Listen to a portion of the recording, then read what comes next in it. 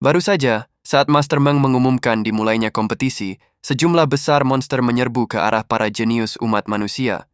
Su Sheng diam-diam bertekad untuk menginjak-injak Cheng Yu di bawah kakinya. Kemudian cahaya keemasan yang menyilaukan terpancar dari tubuhnya dan semua monster jurang di depannya berubah menjadi abu di tempat. Su Sheng sangat gembira melihat ratusan monster terbunuh sekaligus. Jika dia terus seperti ini, dia akan melihat siapa yang bisa bersaing dengannya. Tapi Cheng Yu hanya melambaikan tangannya di depannya. Su Sheng tiba-tiba merasa bingung. Mengapa orang ini belum memanggil kerangka itu? Apakah dia berencana untuk menyerah? Namun Cheng Yu tersenyum tipis dan berkata, "Terima kasih atas jasadnya." Begitu dia selesai berbicara, Su Sheng membuka mulutnya lebar-lebar, menolak mempercayai apa yang terjadi di medan perang. Apa yang sebenarnya terjadi? Kekuatan ini ratusan kali lebih kuat dari cahaya sucinya. Siapa yang melakukan ini? Kemudian dia melihat Cheng Yu yang berdiri di sampingnya. Mungkinkah itu dia lagi? Ternyata dia bukan hanya seorang pemanggil, tetapi juga seorang pejuang yang kuat dengan kemampuan serangan kelompok. Tampaknya dia sama sekali tidak menggunakan kekuatannya dalam kompetisi tersebut. Dengan suara gemuruh yang keras, mayat monster abyss yang tak terhitung jumlahnya jatuh ke tanah. Cheng Yu sangat gembira. Monster jurang hampir dihabisi, dan yang berikutnya adalah para iblis sampah itu. Pada saat ini, semua siswa juga bereaksi. Monster-monster itu hampir dibunuh oleh Cheng Yu, tetapi tetap saja banyak setan yang masih hidup. Poin iblis 100 kali lebih banyak dari poin monster. Sepertinya kita masih punya kesempatan. Pada saat ini, Su Sheng tiba-tiba menyadari hal ini. Dia merasa bahwa selama dia membunuh cukup banyak iblis, masih ada peluang untuk mengubah kekalahan menjadi kemenangan. Kemudian dia segera mengaktifkan skill andalannya, Holy Light Armor. Tiba-tiba cahaya keemasan melesat lurus ke langit dari tubuhnya, tetapi sedetik kemudian dia tercengang lagi. Dia hanya merasakan tekanan mengerikan datang dari belakangnya, dan segera butiran keringat dingin muncul di wajahnya. Dia perlahan menoleh dan melihat sepasang sayap hitam besar mengepak terus-menerus. Ketika dia mengangkat kepalanya, dia melihat macan tutul mayat hidup yang besar, dan Cheng Yu berdiri di sana memegang sabit kematian. Pada detik itu, rantai jiwa keluar dari tubuh Cheng Yu. Pada saat yang sama, bos pos luar mayat hidup menyerbu maju sambil melepaskan tembakan yang kuat. Disertai suara gemeretak rantai jiwa yang keras, terlihat para iblis jurang yang tak terhitung jumlahnya di udara tengah terikat dengan erat. Bos mayat hidup memanfaatkan momen saat para iblis itu terikat dan menyerang para iblis itu dengan semburan api. Melihat ini, semua orang berseru, "Bukankah itu Outpost Guardian? Berapa banyak kartu yang masih dia miliki di tangannya? Kalau saja orang besar ini sudah digunakan sejak awal dalam kompetisi, bukankah dia akan memenangi kejuaraan sejak awal?" Saat ini, Su Sheng sudah kehilangan semua semangat juangnya. Pekerjaan macam apa ini? Mayat hidup melakukan beberapa gerakan acak dan menyerang, semua iblis abyss terbunuh, dan cahaya keemasan bersinar di dadanya saat melaju pergi. Pangkat militernya langsung dipromosikan menjadi Letnan 2 bintang 3. Semua orang menatap medali perak Letnan 2 di dada Cheng Yu dengan tak percaya. Dia sebenarnya adalah Letnan 2 bintang 3. Mereka tidak percaya berapa banyak iblis yang telah dia bunuh. Melihat ini, Su Sheng mengeluarkan medalinya. Prajurit di sebelahnya menertawakannya dan berkata, "Su Sheng, kenapa kamu hanya seorang prajurit bintang 1? Aku pikir kamu sangat hebat. Hasilnya hanya seorang prajurit bintang 1. Su Sheng sangat marah hingga dia menggertakkan giginya dan berkata, "Diam!" Prajurit itu terus tertawa, "Dasar sampah, aku prajurit bintang 3. Mendengar ini, Su Sheng sangat marah. "Aku adalah penyihir cahaya suci. Aku bisa melampauimu dalam beberapa hari di medan perang." Namun, prajurit ini meremehkan. "Mengejarku bukanlah masalah besar. Jika kau memiliki kemampuan, kejarlah pria itu." Mendengar ini, Su Sheng langsung marah dan berkata, "Diam kau." Prajurit itu hanya merentangkan tangannya dan berkata, "Baiklah, jika kau ingin mengejarnya, kurasa kau tidak akan bisa melakukannya selama masa hidupmu." Semua orang menatap mayat-mayat iblis di bawah tanah dengan tak percaya. Lebih dari 7.000 monster abyss yang dibunuh oleh Cheng Yu, satu pun tidak ada yang tersisa. Pada saat ini, Cheng Yu menarik kembali tombaknya. Saat semua iblis terbunuh, beberapa susunan teleportasi biru menyala di lapangan. Semua orang kembali ke kota. Kota yang sebelumnya bobrok telah dikembalikan ke keadaan aslinya oleh Menara Dewa. Cheng Yu melihat mayat-mayat penyembah setan di tanah dan berpikir bahwa orang-orang ini pantas mati. Sebagai orang-orang kuat di bawah Tuhan, mereka bersedia menjadi antek-antek iblis. Pada saat ini, bayangan Baishen perlahan muncul. Semua orang langsung bersemangat. Berkat Lord Baishen, para penjahat di Asosiasi Pemuja Setan tidak dapat menimbulkan masalah. Baishen berkata dengan dingin, "Kami sudah siap menghadapi serangan Asosiasi Pemuja Setan kali ini." Saya senang tidak ada dari kalian yang gentar untuk bertarung. Inilah artinya menjadi seorang profesional yang berkualifikasi di bawah Tuhan kita. Kami juga menggunakan Demon Worship Society untuk menyelesaikan kompetisi pemain tunggal dengan cara pertarungan yang sesungguhnya. Sekarang setelah para iblis dikalahkan dan para pengkhianat telah dihukum, orang berikutnya yang akan diumumkan sebagai juara tunggal adalah Cheng Yu, juara grup level 20 hingga 29. Selain itu, besok kami juga akan menggelar kompetisi tantangan. Bagi pemain yang mampu dapat datang dan mencobanya. Hadiah untuk tantangan ini sangatlah besar. Saat Cheng Yu meraih kemenangan gemilang di kejuaraan tunggal, kakaknya, Che Mohan, datang menghampiri dengan wajah sumringah. Keberhasilan Xiao Yu dalam kompetisi ini sungguh membanggakan. Saya harap kamu baik-baik saja. Dengan senyum lembut, Cheng Yu berkata pada kakak, "Aku baik-baik saja, kakak." Suasana haru biru menyelimuti mereka berdua. Kemudian Che Mohan menepuk bahunya dan berkata, "Aku ingin mengatakan sesuatu kepadamu sekarang. Aku mungkin akan segera pergi dari sini." Mendengar ini, Cheng Yu tampak bingung dan bertanya, "Kakak, apakah kamu tidak akan berpartisipasi dalam tantangan besok?" Che Mohan berbalik dan melambaikan tangannya. "Anak bodoh, aku hampir mencapai level 45, jadi aku tidak akan berpartisipasi. Aku akan memberimu kesempatan untuk menjadi pusat perhatian. Jaga dirimu baik-baik." Ning Yi tidak mendekati saudara perempuannya sampai dia berada jauh. Cheng Yu berbalik dan bertanya, "Mengapa kamu tidak datang sekarang? Aku ingin memperkenalkan kakakku padamu." Mendengar ini, wajah cantik Ning Yi memerah. "Aku belum siap secara mental. Ngomong-ngomong, apa yang terjadi di sini setelah aku memasuki Menara Shengxia?"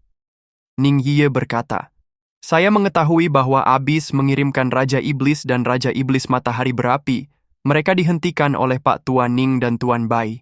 Para penjaga Akademi Xiajing membunuh semua anggota masyarakat pemujaan setan." Ning Yi terkejut. Kali ini, Abis benar-benar murah hati. Kemudian, sosok yang sangat kuat datang ke pihak kita, yang bahkan lebih kuat dari Bai Shen. Ketika kedua Raja Iblis melihatnya, yang ada di benak mereka hanyalah satu pikiran, yaitu melarikan diri.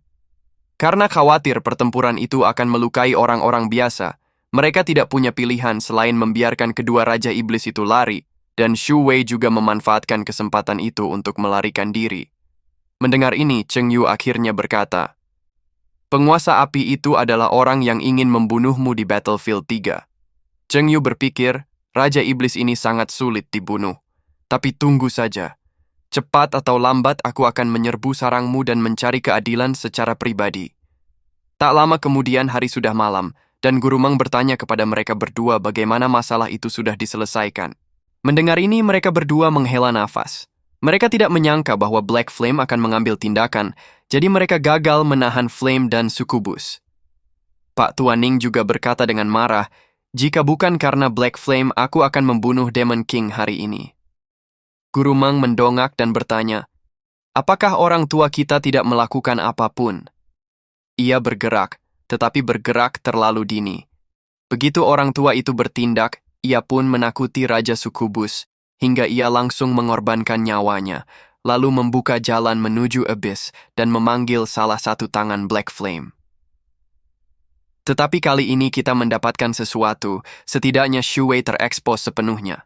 Selanjutnya kita harus berhati-hati. Saya khawatir masih banyak mata-mata jahat di antara kita. Mendengar ini, Master Meng membelai jenggotnya dan berkata, "Saya akan menyelidiki masalah ini secara menyeluruh. Akan ada pembersihan besar-besaran di dalam kekaisaran." Dalam sekejap mata, hari tantangan pun tiba. Tantangan akhirnya akan dimulai. Dikatakan bahwa setiap profesional dapat berpartisipasi dalam sesi ini.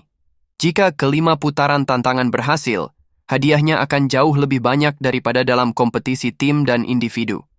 Ronde pertama memberikan hadiah gulungan keterampilan utama yang bersinar.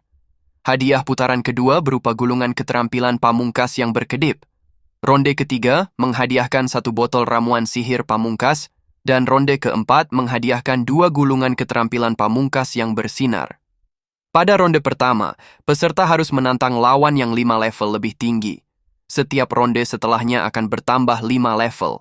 Pada ronde ketiga, peserta harus menghadapi profesional tingkat tinggi level 42. Selama ratusan tahun sejak kompetisi profesional dimulai, belum ada yang mampu menyelesaikan tantangan ronde keempat. Sedangkan untuk ronde kelima, belum ada yang menantangnya. Saya tidak tahu apa hadiah untuk putaran ini. Mendengar ini, Cheng Yu sangat penasaran. Ini adalah bidang yang belum pernah dijamah siapapun, jadi biar aku yang menjelajahinya. Penantang di babak pertama adalah pedang dan perisai level 3-4. Pembela juga merupakan kesatria pedang dan perisai, tetapi levelnya 4 tingkat lebih tinggi. Temperamen orang ini menunjukkan bahwa ia adalah prajurit veteran kekaisaran. Alasan mengapa tantangannya begitu sulit adalah karena para pembela semuanya dipilih secara khusus oleh militer di bawah Tuhan. Mereka bukan profesional biasa, dan level mereka 5 level lebih tinggi.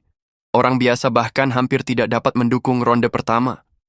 Hanya para profesional ini yang hampir tidak dapat bersaing dengan kesatria pedang dan perisai level 3-4, tetapi mereka dengan cepat dikalahkan. Setelah itu, ratusan profesional menantang yang kekaisaran yang gagal satu demi satu. Alasan untuk pilihan ini adalah untuk melatih para profesional yang kuat untuk melawan Monster Abyss. Pada saat ini, Su Sheng yang berpengalaman muncul lagi. Aku sudah mempermalukan diriku sendiri. Aku telah gagal 2 kali, dan kali ini aku harus mengambil kembali kehormatan yang seharusnya menjadi milikku. Di ronde pertama, ia menghadapi seorang kesatria pedang dan perisai level 3-4. Tanpa berkata apa-apa, ia mengaktifkan skill cahaya suci. Tiba-tiba, perisai cahaya kuning yang kuat menutupi seluruh tubuhnya, dan sang ksatria mengaktifkan pertahanan ekstrim dan memilih untuk menyerang tanpa ragu-ragu. Melihat ini, Su Sheng segera mengaktifkan keahliannya, dan cincin cahaya suci menyerang ksatria itu. Pada saat cahaya suci itu menyambar, sang ksatria segera mengaktifkan perisai pelindungnya, lalu melompat dari tanah, dan menyerang perisai Su Sheng dengan kilatan cahaya. Melihat ini, Su Sheng tersenyum tipis dan berkata, "Aku ingin melihat apakah pertahanan ekstremmu bertahan lebih lama atau perisai cahaya suciku bertahan lebih lama." Seperti yang diharapkan dari seorang penyihir cahaya suci profesional legendaris, bahkan ketika menghadapi pedang dan perisai 4 tingkat lebih tinggi, Su Sheng dapat dengan mudah mengalahkan ksatria itu di babak pertama tantangan. Sorak-sorai dari penonton juga bergema, dan seseorang akhirnya berhasil dalam tantangan tersebut. Orang itu terlalu kuat dalam tantangan ini. Setelah melihat ratusan penantang, diketahui bahwa hanya Su Sheng yang lolos babak pertama. Namun, hanya Su Sheng sendiri yang tahu bahwa perisai cahaya sucinya akan segera hancur. Jika ksatria itu bisa bertahan beberapa detik lagi, Su Sheng pasti akan kalah. Pada saat ini, penonton membandingkan Su Sheng dengan Cheng Yu di antara penonton. Jika Su Sheng dapat melewati tantangan babak pertama, maka Cheng Yu pasti akan mampu melewati babak kedua, dan bahkan mungkin dapat memecahkan rekor lama kekaisaran. Saat itu ada yang berkata bahwa mustahil tidak ada seorang pun yang berhasil dalam tantangan tersebut selama ratusan tahun. Sekalipun Cheng Yu seorang necromancer, dia tidak bisa melakukannya. Akhirnya, giliran Cheng Yu yang menantang. Orang yang ditantangnya adalah seorang penyihir level 32. Penyihir itu membungkuk kepada Cheng Yu dan berkata, "Tuanku, saya minta maaf karena bersikap kasar." Apa yang terjadi tadi adalah bahwa penyihir itu benar-benar memberi hormat kepada Cheng Yu, dan itu adalah penghormatan militer dari bawahan kepada atasan. Mungkinkah Cheng Yu juga seorang militer? Namun, ketika mereka melihat medali di dadanya, mereka kaget. Ya ampun, dia sebenarnya adalah Letnan 2 bintang 3, level 27. Bagaimana dia bisa memiliki pangkat setinggi itu? Bisa dibayangkan berapa banyak iblis yang telah dia bunuh. Saat sang penyihir mengangkat tongkat di tangannya, mereka berdua melakukan hal yang sama, memasuki pertempuran. Untuk membuat keputusan cepat, Cheng Yu langsung memanggil prajurit kerangka dan 4 tipe penyihir kerangka. Kemudian, batu besar yang dipanggil oleh sang penyihir menghantam ke arah Cheng Yu dan prajurit kerangka itu bertindak sebagai perisai, membelah batu besar itu dengan semburan api.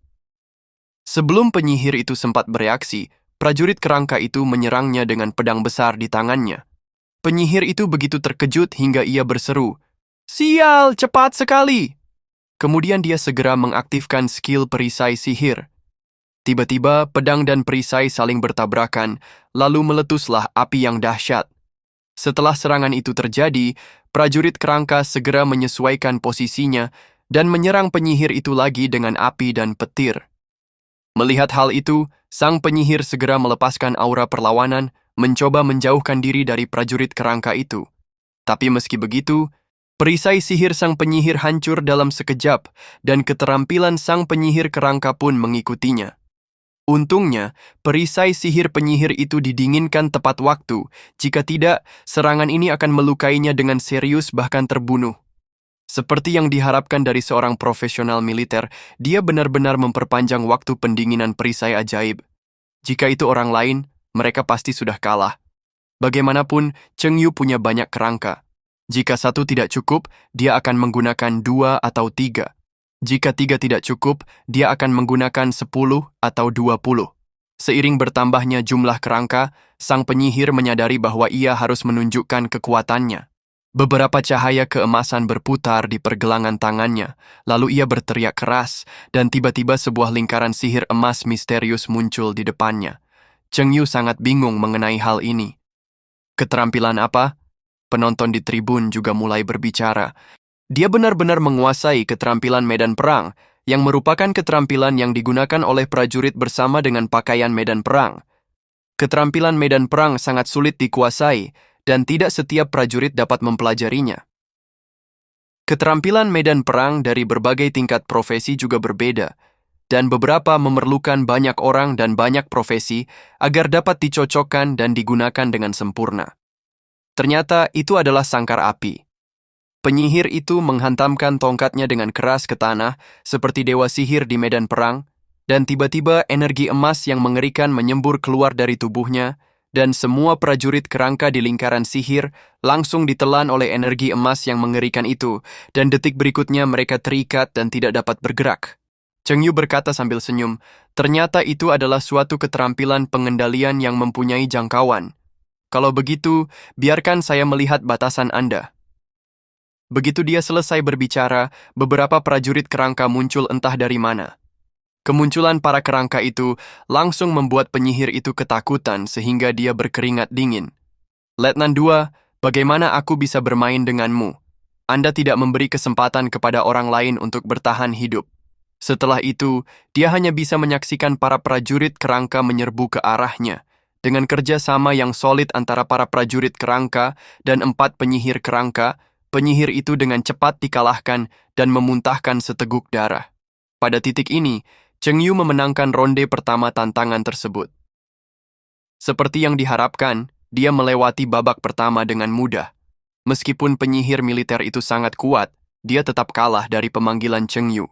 Dan itu jauh lebih mudah daripada kemenangan Su Sheng, dan dia bahkan belum menggunakan kastil kematiannya yang mengerikan. Saya kira putaran kedua juga tidak akan ada masalah. Berbeda dengan Su Sheng, Cheng Yu memilih untuk terus menantang ronde kedua tepat setelah ronde pertama selesai, dan lawannya di ronde ini tentu jauh lebih kuat daripada lawannya di ronde pertama. Di ronde ini, ia menghadapi seorang ksatria pedang dan perisai level 37 yang menatap Cheng Yu dengan dingin. Cara terbaik untuk menghadapi si pemanggil adalah dengan menghadapinya secara pribadi. Begitu pertandingan dimulai, Sword and Shield Knight melancarkan serangan secepat kilat, dan Skeleton Warrior melesat maju tanpa rasa takut. Seketika, pedang dan perisai saling bertabrakan, dan Sword and Shield Knight terkejut dan mundur berkali-kali. Prajurit kerangka ini sangat kuat sehingga sulit untuk mendekatinya. Dia harus menjatuhkan prajurit kerangka di sebelahnya terlebih dahulu sebelum dia memiliki kesempatan. Jadi dia segera mengaktifkan skill banting perisai, dan serangan prajurit kerangka itu langsung dibuat mundur beberapa meter jauhnya oleh perisai. Kesatria pedang dan perisai juga mengira itu adalah kesempatan sekali. Tetapi sekarang Cheng Yu hanya berkata dengan dingin, "Kembalilah jika kamu tidak berguna, prajuritku." Baru saja selesai berbicara, semua prajurit kerangka berubah menjadi beberapa aura mayat hidup, yang dengan cepat diambil kembali oleh Cheng Yu dengan suara mendesing. Kemudian Cheng Yu tersenyum dan berkata, "Keluarlah." Beberapa prajurit kerangka muncul lagi di kedua sisi Cheng Yu,